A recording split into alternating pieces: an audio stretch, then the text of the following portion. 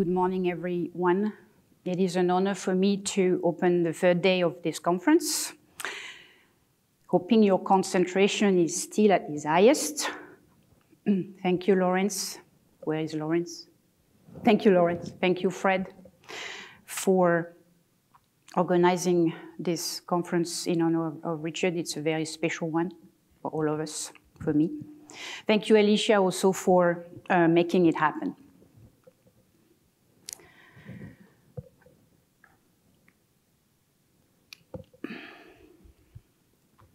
So it is indeed, great to see you all today, to have the chance to spend time together. Richard would have been very pleased. The past 3 days we've been talking about science, about new discoveries, new projects, maybe new collaborations. We have also been enjoying good food, good wine at good restaurants, and I also know Richard would have definitely approved of that. Today, my talk is titled Human Origins Written in Stone, the Archaeology of West Turkana, Kenya. I'm not going to make any announcement. I have a couple of things from the field, but I can unfortunately not talk about that today. It's too early. So I'm going to give a review of the archaeology in West Turkana, in Turkana in general. Nothing too boring, I hope, for all of you. There are not many archaeologists in the room. I'm glad, by the way, that obviously Lieberger became an archaeologist. So that's fantastic. I'm very happy about that. Helen Roche couldn't be with us today. She sent photos and a little text that she asked me to read on her behalf. I will do so in a few moments after a brief introduction. So we are here to celebrate Richard as a person, as a scientist. Richard had a tremendous impact on the understanding of human origins, and he's probably more known as a paleoanthropologist, at least in our field. When we think about Richard, we think first about his important discoveries of hominin fossils. And the last few days, it has been delightful for me to see all these pictures of Richard, me, Kamoya, and others in the field looking for hominins, excavating them carefully, piecing them together. I had never seen most of these pictures before, so thank you very much. I am, by the way, struck by the pictures of the different base camps. It is like nothing has changed. We're still using the same chairs, the same tables, the same tent, the same screens, etc. But so maybe something that is less known, although it has been mentioned by some of the speakers, is that Richard cared also about stone tools, and he knew about them. When I first met him at the end of the 1990s, when I was a graduate student at the NMK, and when I also met Louise, I was immediately impressed by the depth of his interest in stone tools. And his interest in human prehistory at large was truly inspirational for me. I always felt deeply supported by Richard as a mentor, a friend, sometimes a father. And it never faded away. His support was also probably part of his strong advocacy for women in paleoanthropology, and for him this was a family tradition. As the son of legendary archaeologists Mary and Louis Leakey, young Richard had been early on well-trained on stone tools, particularly with Mary. The love story between the Leakeys and African archaeology started almost 19 years ago. I said 19? 90 years ago, when Louis Leakey in 1934 used the word older one for the first time in his book, Adam's Ancestors, The Evolution of Man and His Culture. From the late 1930s, Mary and Louis had been finding prehistoric stone tools in Olduvai, where Richard joined their work early on archaeological digs with his mother, and we should not forget the Dalmatians. It is Mary who first defined the older one in 1966 in her Nature paper from sites dated at 1.8 million in bed 1 at Olduvai Gorge. She was also the first to create a system to classify older one artifacts based on their assumed use. Later, in the 1960s, Mary and Louis found hominin fossils in association with those older one tools that look more like later humans than the Australopithecines discovered there previously. They decided to assign the older one to a new species, Homo habilis. This presumption that earliest Homo made the earliest stone tools is going to remain strong until quite recently. The Leakey's work brought unparalleled enthusiasm and attention to the prehistory of East Africa. And following their success, a number of international projects began systematic archaeological fieldwork during the 1960s and 1970s, primarily in Kenya and Ethiopia. From there, and based on the results of several generations of field research, more and more older one sites were discovered. Some of them have pushed back the origins of hominin technology to much more ancient times. Sorry for this slide, probably not super elaborate, but just to tell you that we have now several dozens of complexes of sites in Africa dated between 2.6 and 1 million. A dozen localities for sites older than 2 million. But after 2.6, 2.5 million, the record is very light. We have only 3 sites with stone tools. And since 2011, we have one outlier, not older one, but this one, I would come back to it later.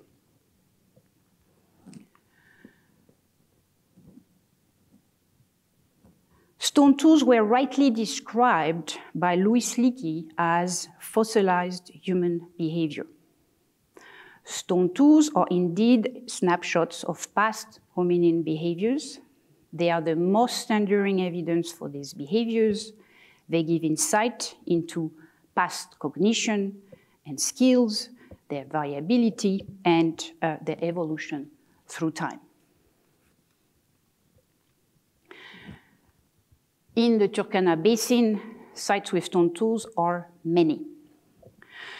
We've, for some of these most important sites, first ones discovered by Richard and Kamoya. Since then, decades of research had shown that the Turkana Basin is a source of unmatched archaeological evidence for the continuity of hominin occupation and the richness of its Pleistocene sites and beyond.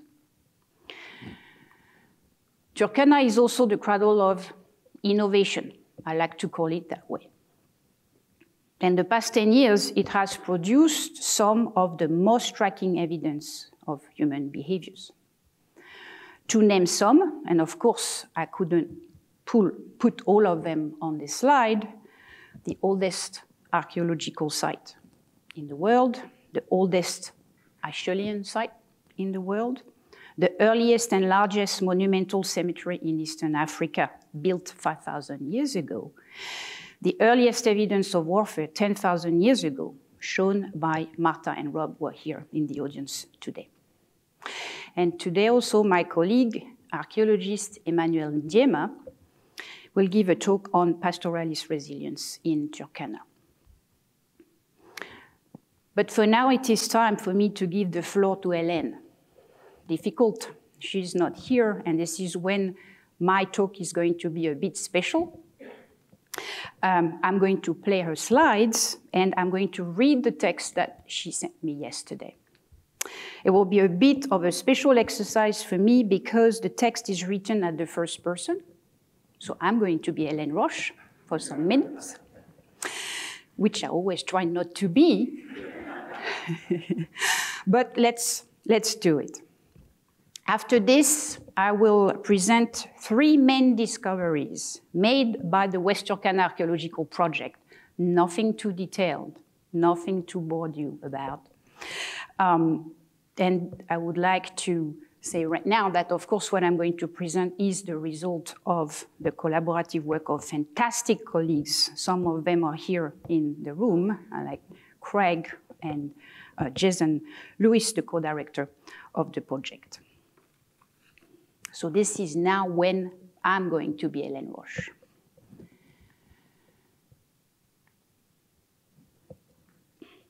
So again, this is Hélène. And Hélène, hello, by the way, I know she's looking at me, so I have a lot of pressure. Good morning, everyone. I am very sorry not to be with you in real, but Sonia will be my voice. Such is life, or I should say, such is the French administration. No details. Since our friendship has been a very long story, I would like to share with you a few personal notes about Richard. The first time I met him was in Adar. Oops, sorry, I need to go back. In Ethiopia, where as an archaeologist, I was a member of the international team working there. In October 1974, after the discovery of several mandibles and just before the discovery of Lucy, Don Johansson and Maurice Tayeb sent Richard a message inviting him to visit us in the field. He had flown from Nairobi with Meave, Mary, and John Harris. I was very impressed, of course, and I remember the only words I was almost able to pronounce were to shyly ask Mary if she authorized me to study some Olduvai material for my PhD, to which she said, yes, of course. A few weeks later, I was in Nairobi to do so. Richard's office was still in the small volcanic stone buildings, and you had to climb a small external stair to reach him. After the customary greetings, and still very shyly, I asked him, I would like to see Mrs. Leakey. Which one? He answered. There are so many. Laughing at my disconcerted face. At that time, I was not yet used to his incredible and almost permanent sense of humor. After having finished my PhD, and since we were not able to go back to Ethiopia, I was desperately looking for a fieldwork in East Africa. I had written to several people, including Richard, but he has been the only one to respond positively, just saying, come and we will find something for you.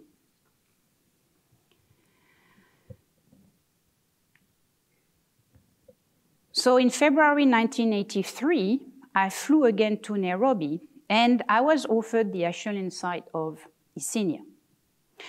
I have to confess that I was a bit disappointed because what I was dreaming about actually was to work in the earlier Plio-Pleistocene.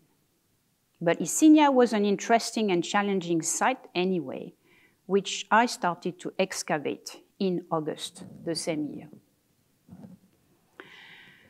I was quite busy with my hundreds of hand axes and cleavers when in 1985, Glyn Isaac suddenly passed away.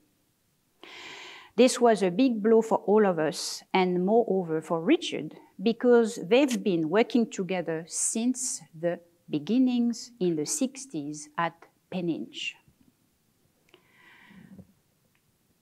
The year after, Richard took me for a short trip to West Turkana, where at that time he was excavating the Turkana Boy with Kamoya Kimeu.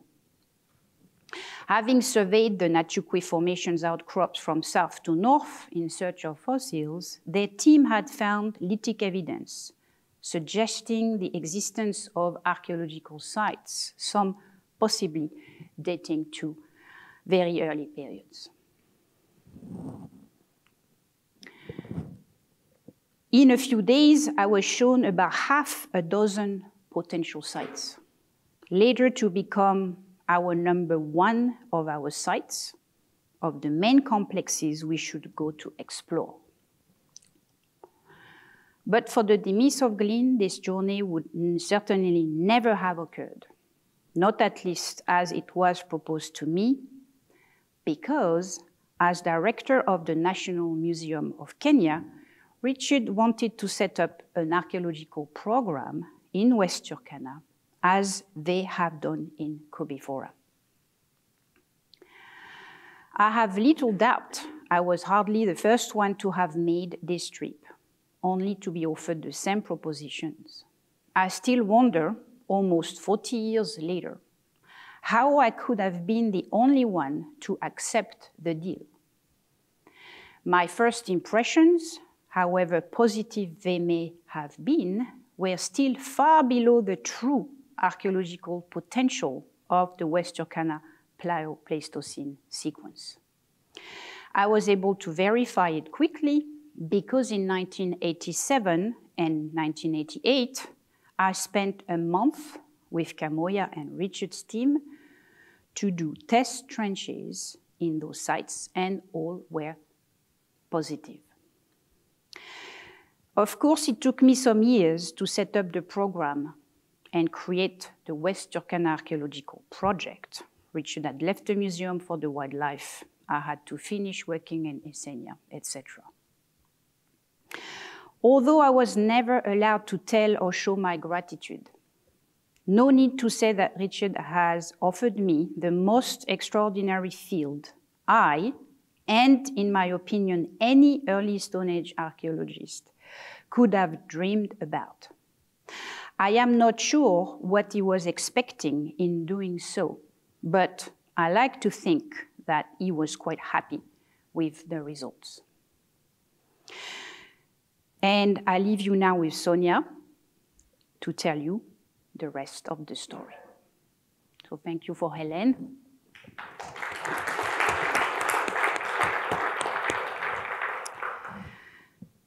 So I'm back with me now.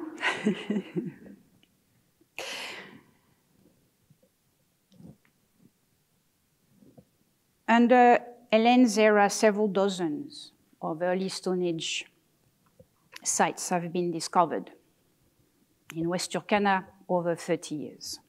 Probably one of the richest regions of East Africa, if not of Africa, for Plio-Pleistocene archaeology. All are very well dated, thanks to the work of Frank Brown and also Craig. Unless, Craig, you contradict me, but I think they are all extremely well dated. Some of these sites have been exhaustively excavated, some have been only tested, some are still under excavation. So as promised, I will now review only 3 of the major discoveries that we made with the West Turkana Archaeological Project. I'm going to use the word WETAP because it's quicker than West Turkana Archaeological Project. So the first site that you probably have heard about, and I should say sites, they are 2, are located at Lokalale area. The sites, when they were found, were the older ones found in Kenya at the time. Now it has changed. Oldest older ones in Kenya, you can see the site of Lokalale 1 on top with Dr. Mzalendo Kibunja, the director of the National Museum of Kenya, excavating it under the supervision of Hélène. He did his PhD actually on stone tools from Lokalale 1. Down here, you have a picture of Lokalale 2C, a site that is extremely restricted geographically, but that was extremely rich. These 2 sites were studied, compared, and announced in 1999 in Nature. It's the beginning of a long story with Nature. The remarkable aspect of the stone tool technology at Lokalale 2C is its complexity.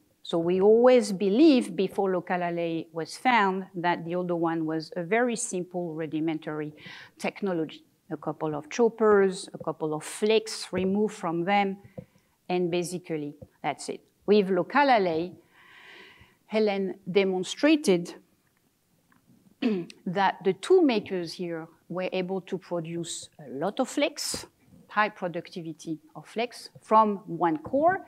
And this is an example from a refit number 33. There are a lot of refit at the site, where tool makers were able to remove over 50 flakes with 8 series of removals produced from the same flaking surface. If you want more details, of course, you can refer to the subsequent publication by Delanne and Roche.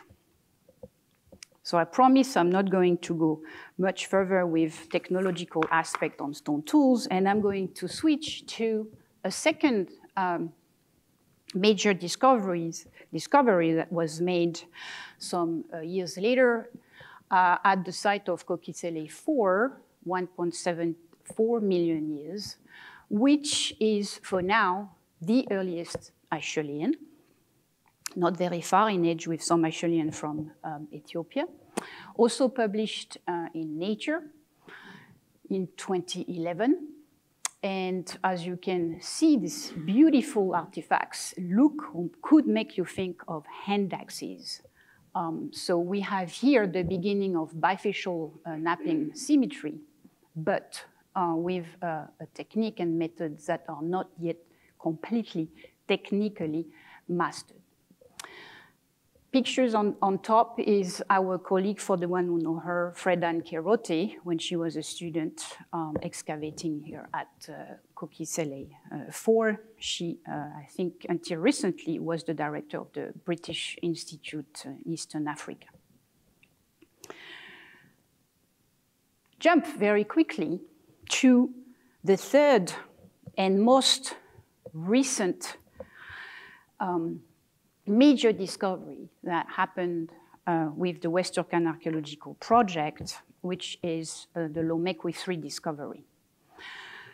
I guess many of you have already heard about this discovery, maybe with some of our talks. So we found the site, I remember like it was yesterday, the morning of July 9th, 2011. The WITAP team was surveying new outcrops for archaeologists. Archaeologists had never been in this area of Lomekwi.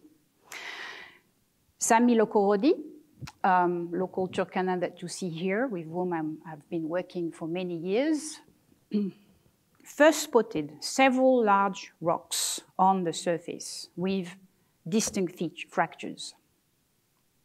We realized quickly that we were dealing with something very special. The stones were unusually large, nothing compared to what I was used to see at other sites, but they had nice and pretty clear fractures from napping. So in 2011, we started test trench, and the following year, we started an excavation with the support of the National Geographic, and we found more stone tools in situ. After many days of thinking I had lost Craig because he was running and going in all the outcrops around the site, Craig came back with a date for that site of 3.3 million. To this day, Lomekwi 3 is the oldest site ever found. Coming back to Richard a little bit, and with what I learned from his technique for survey decades ago, especially from the slides that I've seen from Louis' talk, I would like to mention that even if we didn't use camels to survey this area, this new area in Lomekwi, we still used a very simple map for the survey by foot. Map that you see here on the left for you, with targeted area of specific ages And we had then divided the outcrops in squares to be as systematic as possible. We had printed images from Google Earth. We had a giant binder. Every day we were selecting a new area to survey, and it works perfectly for us. As mentioned by Louise, this zone was already known by paleoanthropologists, fossil hunters, because it had already produced the fossil skull of Kenyanthropus platyops, discovered by Meave and her team a few years ago. And yes, I know, Louise, that you had spotted some of these stone tools on the surface. This is why you are part of the publication. So we announced the discovery in 2015. We presented a preliminary description of the artifacts in 2015 in Nature. The site is still under excavation. We are progressing very slowly. The sediment is extremely hard. Sorry. But we have now an excavated footprint of more than 700 square meters and a total of 273 lithic artifacts excavated or collected on the site surface, and a little bit more of 100 faunal remains that also have been excavated. A series of publications are in preparation. We are waiting for some very detailed analysis, so stay tuned. There will be a couple of nice data published soon on the Lomekwi artifacts, but also on the bones that we have associated with the artifacts. Richard and Meave came to see the site, and not easy for Richard. It's quite far away. It's a remote place. He came to see the site a few days after we had uncovered a good number of artifacts in situ. He was, of course, extremely happy. He stayed for a long time, but of course he wanted to check by himself. I have to say also that it's the first time that I had a decent conversation with Meave about stone tools, who had always said to me, fairy tales, you archaeologists, fairy tales with your stone tools. You can't say anything. How can you say anything from a rock? Okay. That day, and through these years, we still have very good, interesting conversation with Meave about stone tools and what they can tell us and how we can tell the thing we are telling you about when we talk about stone tools. I was very pleased to see that she mentioned Lomekwi 3 artifacts in her book, Sediment of Time. So yesterday when I was finishing my presentation, I was not sure if I would inflict you a lot of pain in detailing every single of these stone tools and the technology of them and how they were made, etc. And I decided not to do it, of course. But still, a little bit about what the Lomekwi 3 stones say to us, and I'll be very brief. So because it is the oldest by far, the Lomekwi 3 site is extremely significant. We have only one so far. I'm desperate to find more, and maybe we have found more, but this is also something I cannot talk about too much today. But we have to do with what we have, and the site provides the first glimpse of something that was completely unknown before we found the site. 3.3 million years ago, someone, a group of hominins, one skilled one, we don't know, started to intentionally make things that didn't exist before. And this long before our genes. So Lomekwi 3 disproves, with other discoveries, the long-standing assumption since Mary and Louis Leakey that Homo habilis was the first toolmaker. For for some time, Lomekwi 3, in fact, was kind of expected. Since the 90s, there was an increasing openness to the possibility of tool making before 2.6 million years, which was the age of the earliest site then known, and consequently by hominins other than our own genes. A few years before we discovered Lomekwi 3, the discovery of cut mark bones in Ethiopia, Leakey, suggested the possibility of hominin use of stone tools for cutting by Australopithecus afarensis at 3.4 million years. But unfortunately, to date, there is no evidence for stone tool making in Leakey. So Lomekwi 3 is so far the only site opening up the possibility of tool making by hominins other than Homo before 3 million. We don't know who were the tool makers at Lomekwi. We don't know which species. Kenyanthropus platyops was present in the area, West Turkana, at this time, 1 kilometer away from our site. Australopithecus afarensis, Australopithecus deiremeda are also found from around this period. Johannes gave a talk about this on Monday. And probably, as you said, others are yet to be found. Perhaps it is now reasonable to consider that all of the species made and used stone tools. In any case, stone tool making happened with species with a relatively small brain. And indeed, given how common tool use is in other extant primates, such as chimpanzees, we should consider that stone use might have a very deep prehistory, perhaps back to and maybe before our evolutionary path diverged.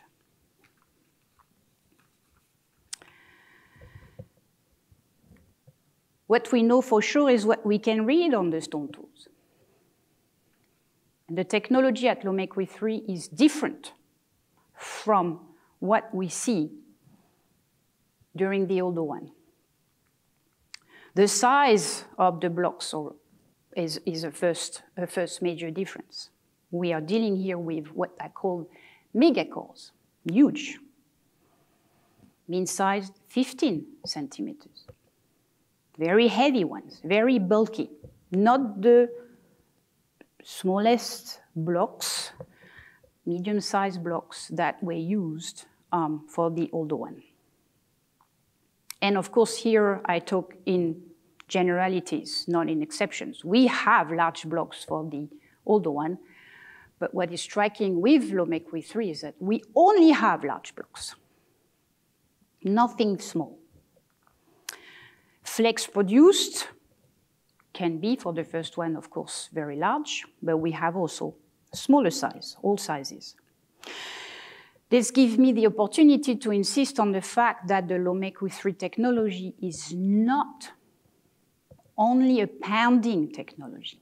These things were not used only as pounding tools, if ever they were, by the way. The major goal for the Lomekwian stone tool knappers was to create flakes.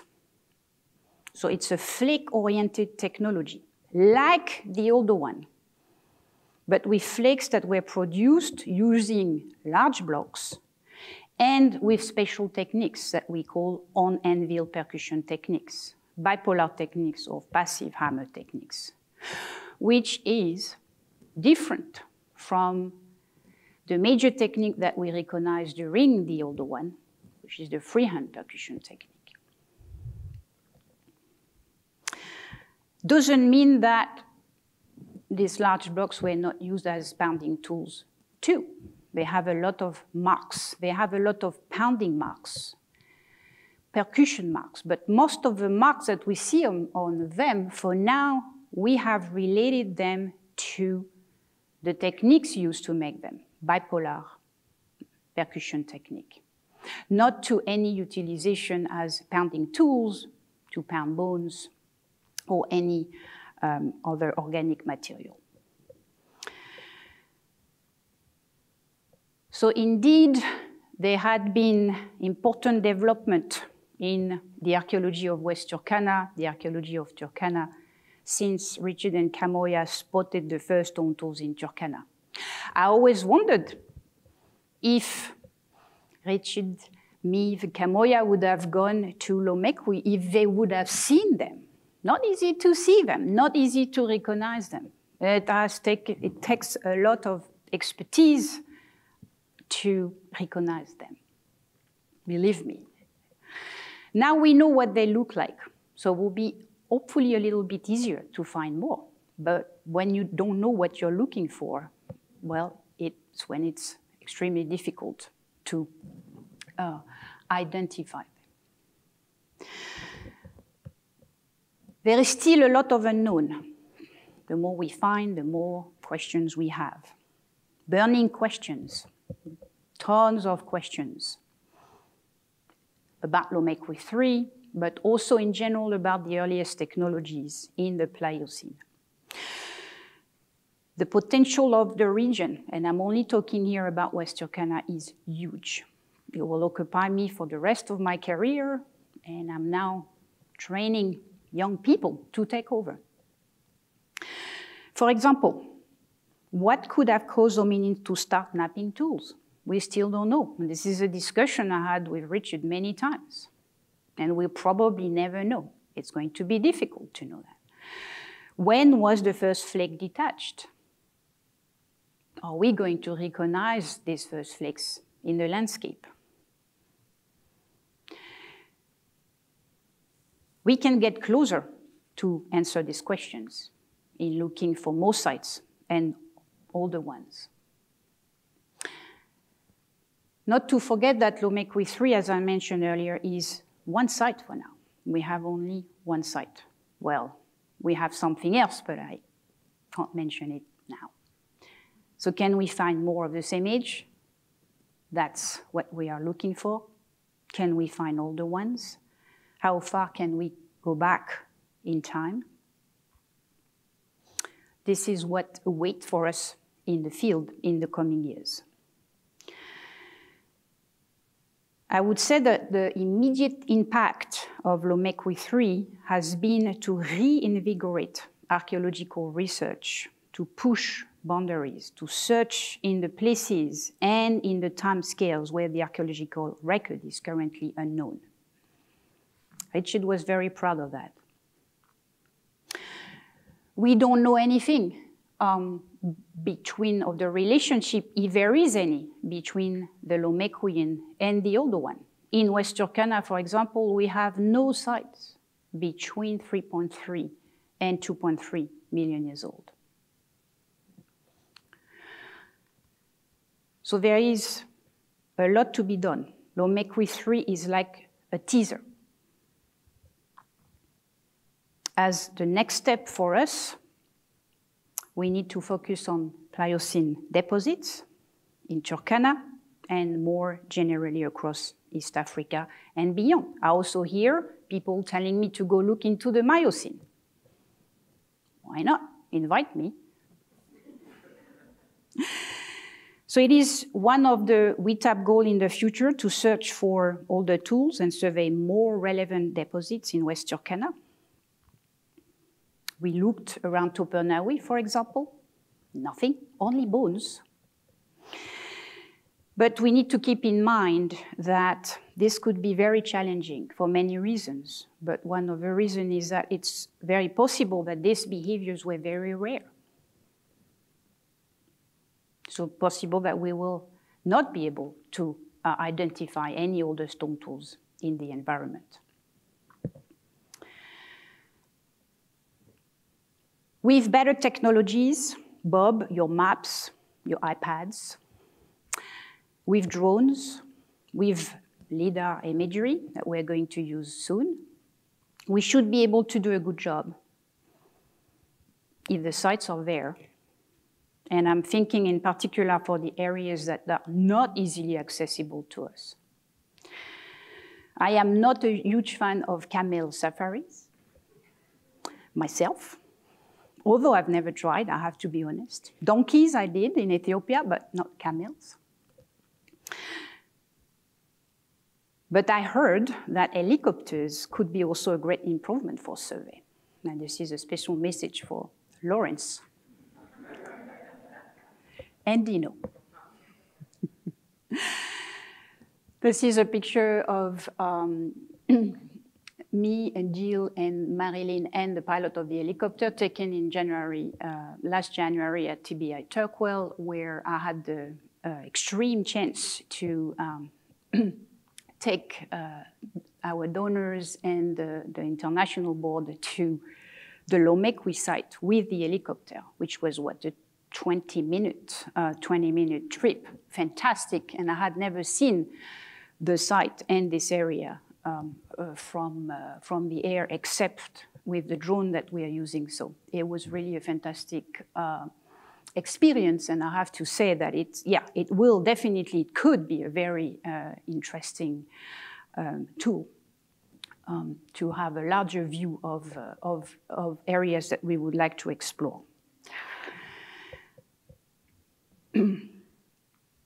So just to conclude, it is a lot of work that we need to do. I think it's the same for all of us anyway, but it is also extremely exciting. I would like to say also that we cannot mention the hard work and dedication. We cannot not mention, sorry, the hard work and the dedication of the wonderful cohort of Kenyan students that are always coming with us, that we have welcomed at TBI over the years, and who are either finishing their masters with TUC, Kenai University College, or about to start their PhD. Dino mentioned a couple of them, 3 of them on Monday. I have to add on that list Medina Lubizia, who's going to come do a PhD with me very soon. The only archaeologist of the cohort. So Richard's vision is in this too. And we have the duty to train the next generation of paleoscientists, the next Kenyan leaders in the field. We already have a good group, but it's our duty to, of course, continue and do that. Because after all, we all stand on the shoulders of giants. Thank you very much.